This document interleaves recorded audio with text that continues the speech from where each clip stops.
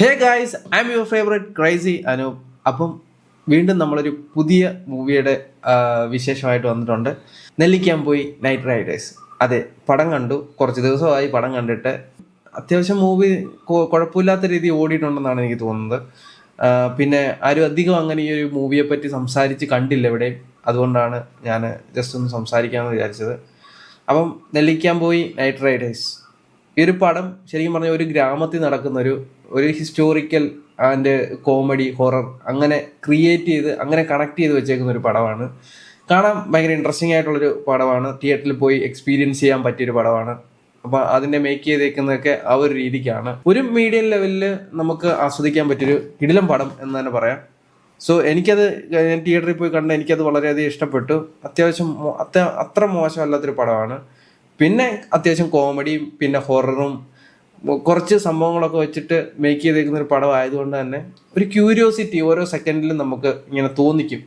ഒരു interval time വരെയൊക്കെ ആണെങ്കിൽ പടം കത്തി നിൽക്കും. ഫസ്റ്റ് ഹാഫ് നമുക്ക് തരുന്നൊരു ആകാംക്ഷയും ആ ഒരു ഫീലും ഒക്കെ നമുക്ക് സെക്കൻഡ് ഹാഫിൽ കിട്ടത്തില്ലെന്നേ ഉള്ളൂ. പക്ഷെ ഫസ്റ്റ് ഹാഫിൽ അതുപോലെ തന്നെ നമുക്ക് ഫീൽ ചെയ്യും. അത്രയ്ക്ക് നന്നായിട്ടാണ് അവരെടുത്ത് വെച്ചിരിക്കുന്നത്.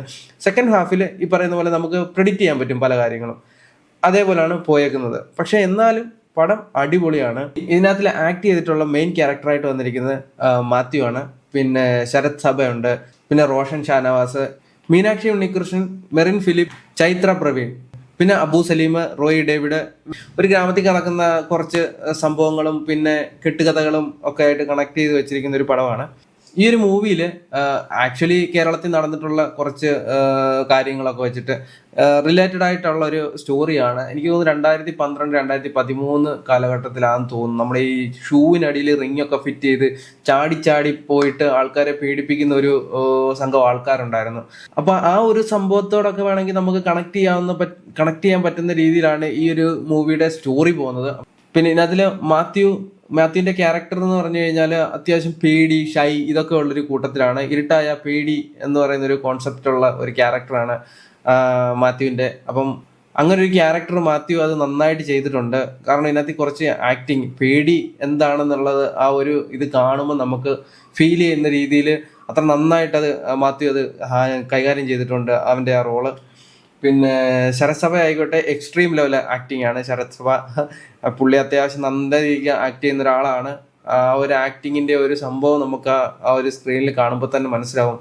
കാരണം ലോകയിലും പിന്നെ ഇങ്ങോട്ട് വന്ന് ഇപ്പം നൈറ്റ് റൈഡേഴ്സ് വരെ എത്തി നിൽക്കുമ്പോഴത്തേക്കിനും അത്യാവശ്യം നല്ല രീതിയിൽ തന്നെ പുള്ളി അത് ആക്ട് ചെയ്യുന്നുണ്ട്. കിട്ടുന്ന റോളെല്ലാം എക്സ്ട്രീം ലെവല് പെർഫോമൻസ് ഇട്ട് നമ്മളിലേക്ക് എത്തിക്കുന്നുണ്ട്.